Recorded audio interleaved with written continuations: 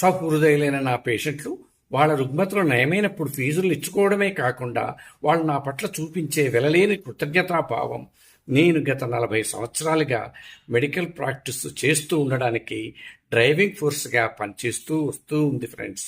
అంతేకాదు ఎన్నో ఏళ్లుగా అనాథ పిల్లలకు నేను చేస్తున్న ఉచిత వైద్య సేవల వల్ల వాళ్ళు చూపించే వాళ్ళ కళ్ళలోని ఆరాధనాభావం నా జన్మకు ధన్యతను చేకూర్చింది ఫ్రెండ్స్.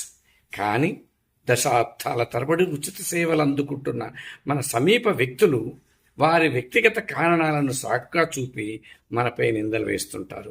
కొంతమంది ప్రభుత్వ శాఖల ఉద్యోగులు, గల్లీ లీడర్లు మన ఉచిత సేవలను ఉపయోగించుకుంటూనే హాస్పిటల్లో ఏదైనా దురదృష్టకరమైన సంఘటన జరిగినప్పుడు మాపై దాడి చేస్తున్నారు.